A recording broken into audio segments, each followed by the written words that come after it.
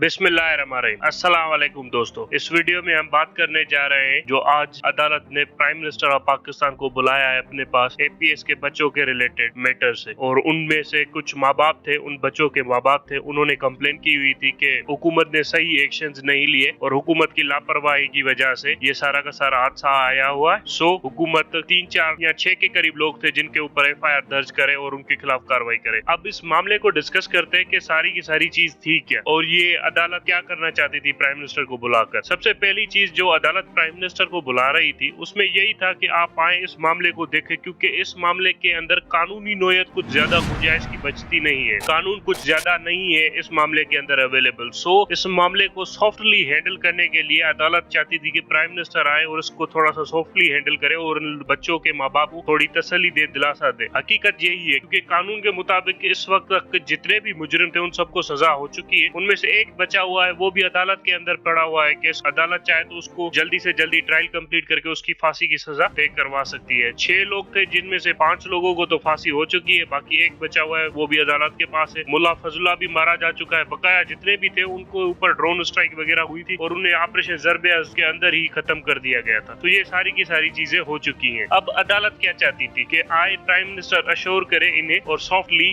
Handle करे इस मामले को, और प्राइम मिनिस्टर वही किया कि चले गए और सॉफ्टली हैंडल करने की कोशिश कर रहे हैं। इसके नतीजे में कुछ अहम सवालात वहाँ पर प्राइम मिनिस्टर ऑफ पाकिस्तान ने उठाए। अदालत के अंदर प्राइम मिनिस्टर ऑफ पाकिस्तान ने बड़े ही अहम और डिटेल सवालात उठाए जिनको डिस्कस करना काफी जरूरी है। और उनमें से सबसे पहला सवाल ये है कि पाकिस्तान के अंदर 480 ड्रोन हमले करने की इजाजत किसने दी। दूसरा अहम सवाल कि ये जो 80,000 लोग शहीद हुए हैं इस जंग में, वो किसने शुरू की और किस वजह से शुरू की और उसकी जिम्मेदारी किस पर आती है। ये अहम सवालात थे जो प्राइम मिनिस्टर ऑफ पाकिस्तान ने उठाए थे अदालत में, और अदालत ने भी ये कह दिया कि बस चुप हो जाओ, बस चुप हो जाओ। अब आप अदालत की पूरी कार्रवाई देखेंगे ना, प्राइम मिनिस्टर चाह रहे थे कि अदालत हुक्म दे, हम कार्रवाई करते हैं। अगर राहिल शरीफ को भी अरेस्ट करना है तो अदालत हुक्म दे, अदालत ने हुक्म नहीं दिया। अदालत चाहती थी कि ये करे तो खुद अपने बलबूते पर करे, हमारे कंधे पर रखकर बंदूक न चलाए। तो फिर भाई आपने प्राइम मिनिस्टर को क्यों बुलाया है। सो एक दूसरे के ऊपर डालने की कोशिश हो रही थी। अब आते हैं कि इस मामले को पूरा का पूरा डिटेल में देखते हैं कि हुआ क्या है। सबसे पहली चीज जो जंग है, वॉर ऑन टेरर, इसमें हमारा कुछ जाना नहीं था और ना ही हम वहाँ पर इसमें कोई एक्टिव प्लेयर थे। मैं पिछली बार भी एक हमारे देखो सुनो जानो वाले भाई है, वो अपनी वीडियोस बनाते रहते, वो बड़े अच्छी वीडियोस बनाते। उसमें उन्होंने लाल मस्जिद के ऊपर बनाया था, उसमें उन्होंने एक पॉइंट गोल कर दी कि ये जो अलकायदा है क्या ये इनहेरेंटली पाकिस्तान की दुश्मन थी। नहीं, अलकायदा का झगड़ा था अमेरिका के साथ। वो जाने अमेरिका जाने जिधर भी हो, लड़ते रहे, लड़ते हैं तो लड़ते रहे। जैसे नॉर्थ कोरिया का झगड़ा है अमेरिका के साथ, लड़े मरे, अब आप भी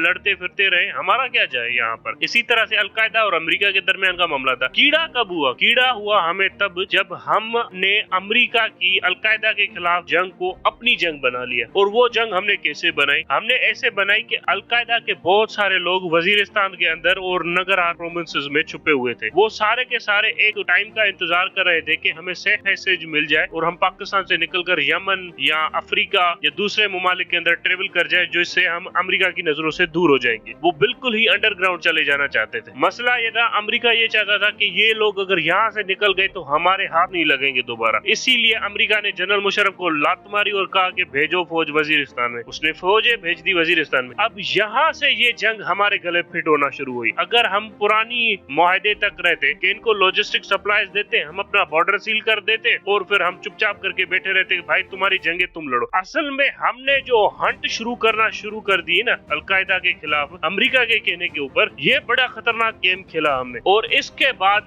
जो अलकायदा के लोग थे वो थे वजीरिस्तान वालों के यहाँ मेहमान थे, या उनके अफगान तालिबान के साथ अच्छे ताल्लुकात थे। अफगान तालिबान का एक धड़ा जो वजीरिस्तान से ताल्लुक रखता था, उनके साथ ये अलकायदा वाले एफिलिएटेड थे। वो यहाँ पर आए और उन्होंने अपने इनको गाँव में वगैरह में बसाना शुरू कर दिया और उसके बाद ये धीरे धीरे यहाँ से निकलना शुरू हो गए। मैं क्यों कह रहा हूँ कि अलकायदा यहाँ से निकलना चाहती थी, वो एक सलीम शहजाद की बुक है इनसाइड अलकायदा और बियॉन्ड 9/11। ये सारी की सारी चीजें उस बुक में लिखी हुई है और उस बेचारे को भी मतलब मार दिया गया था जिसने ये बुक लिखी थी। इस मेन हंट के चक्कर में ये हुआ कि वो सारे के सारे जो वजीरिस्तान के लोग थे, अब यहाँ पर ये बात भी याद रहे कि वजीरिस्तान में पाकिस्तान ने 1947 से लेकर आज तक कभी भी कोई फौज वगैरह नहीं खड़ी की और ना ही कोई बंदा भेजा है। वहाँ पर बस एक पुराना कानून चल रहा था जिससे वहाँ का गुजर सफर हो रहा था। बस पाकिस्तानी रियासत ने वहाँ पर कोई अटेंशन भी पे नहीं किया। लेकिन जब ये काम हमने किया, वहाँ पर फौजें भेजी और हर घर को जाकर सर्च करना शुरू कर दिया किया। हमारे यहाँ भी एक अलग ही ईगो था कि बस हम 2 मिनट में निपटा लेंगे, और मुशर्रफ का बढ़ा हुआ ईगो था। उससे ये हुआ कि लड़ाई शुरू हो गई, धीरे धीरे चलते चलते लड़ाई शिद्दत इख्तियार कर गई, और फिर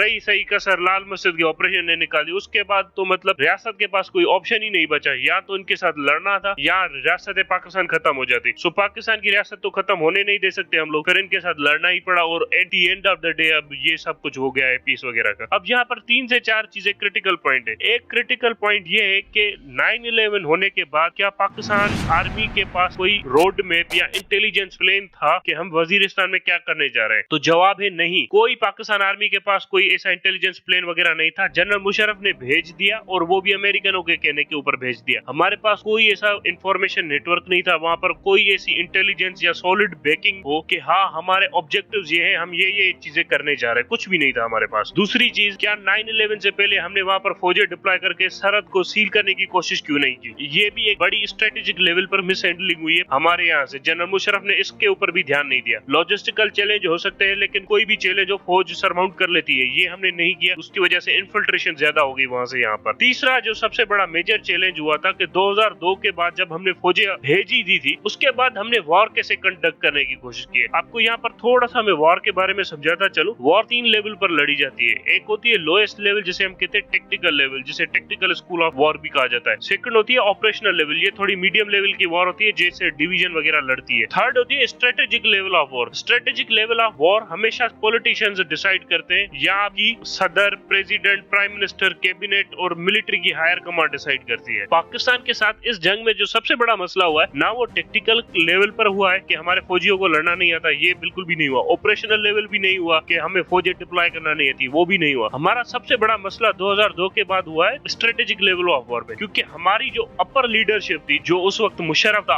ऑल इन ऑल मुशर्रफ ही था, उसके अंदर एक क्लियरिटी नहीं थी कि इस इलाकों के साथ करना क्या है। फौज भेज देता था, वापस खींच लेता था, भेज देता, वापस खींच लेता था। उसके अंदर एक स्ट्रेटेजिक सेंस ही नहीं बन रहा था कि इन इलाकों के साथ कर क्या रहा है। इसीलिए वहां पर ज्यादा से ज्यादा लोग जमा होते गए, और उसके बाद 2007 के लाल मस्जिद हुआ, उसके बाद जो हमने वेव फेस की, वो सारी की सारी इसी लेक ऑफ स्ट्रेटेजिक क्लियरिटी की वजह से हमने वो सारा का सारा ब्लंड फेस किया है। अब आते हैं स्ट्रेटेजिक क्लियरिटी क्यों नहीं थी वहां पर। स्ट्रेटेजिक क्लियरिटी धीरे धीरे आना शुरू हो गई, क्योंकि पहले हमारे पास वहां का कोई इंटेलिजेंस नेटवर्क नहीं था। कोई हमें ये नहीं पता था कि वहां पर इंटेलिजेंस कितने सारे लोग हैं और हमारे स्ट्रेटेजिक ऑब्जेक्टिव्स क्या हैं। धीरे धीरे इंटेलिजेंस एजेंसियों ने काम करके 2004 तक ये सारे के सारे इंटेलिजेंस नेटवर्क के सारे ऑप्शन ले आउट कर दिए थे। उसके बाद जब इंफॉर्मेशन आ गई, अब था उस पे एक्ट करना। उस वक्त मुशर्रफ ने बड़ी ही सुस्ती का मुजाहरा दिखाया, ऑपरेशन नहीं किया। वरना अगर उस वक्त मुशर्रफ ऑपरेशन स्टार्ट कर लेता, और हमारे सोल्जर्स की ट्रेनिंग भी हो चुकी थी 2004 के करीब, मतलब सर्च कैसे करना है, रेस्क्यू कैसे करना है, काउंटर टेररिज्म ट्रेनिंग जिसे हम कहते हैं, वो हो चुकी थी। अगर मुशर्रफ उस टाइम पर ही ऑपरेशन इजाजत दे देता 2004 में, तो 2008 से पहले हमने ये सारे के सारे इलाके खाली करवा चुके होते। मसला ये था कि स्ट्रेटेजिक लेवल पर जो अपर लेवल होता है वार का, वहां पर कुछ क्लियरिटी ही नहीं थी, भेजना है कि नहीं भेजना है, करना है कि नहीं करना। इस सारी इनक्लियर वजह से हमें ये सारी की सारी वॉर लंबी होती चली गई, और 2014 में और 2015 में जाकर खत्म हुई है। ये सारा का सारा जो मसला है वो मुशर्रफ के हुई ऊपर ही आता है। अब मुशर्रफ के कोई पूछ नहीं सकता, अदालत चाहती है कि हुकूमत अपने तौर पर एक्शन ले। क्यों भाई, आप अदालत वाले आप भी ले, कोई मतलब पूछना नहीं चाहता। तो इसी वजह से ये एक दूसरे के ऊपर डाल रहे हैं। अब वो बच्चों के माँ बाप बेचारे इधर उधर दरबदर होते रहे। हालांकि अगर कोई सिंसियर हो तो वो उन्हें ये बता दे कि ये सारा का सारा मसला मुशर्रफ की वजह से हुआ था। बेचारे जनरल राहिल शरीफ को लाने की कोशिश करे। जनरल राहिल शरीफ को एक अच्छा खासा कमांडो था, उसने अच्छी खासी जंग आपको जितवा के गया है, वो लड़ा है वहां पर, उसने ये सारे के सारे इलाके आपके लिए क्लियर करवाए हैं। और जो आप देखेंगे ना, मुशर्रफ के बाद जो मिलिट्री लीडरशिप आई है, उसने वॉर ऑन टेरर को बहुत सीरियसली लिया है, और उन्होंने स्टेप बाय स्टेप सारे के सारे इलाके वापस लेना शुरू किए। मुशर्रफ के टाइम पे तो हम साउथ वजीरिस्तान भी क्लियर नहीं करवा सके थे। ये थी हालत हमारी। I hope you understand what I am trying to say. So इस सारे मामले का जो पूरा का पूरा कंक्लूजन यही निकलता है कि मुशर्रफ ने स्ट्रेटेजिक लेवल ऑफ वॉर पर बड़ी ही मिस हैंडलिंग की इस जंग की। इसी वजह से हमें इतना सारा नुकसान उठाना पड़ा। Thank you very much.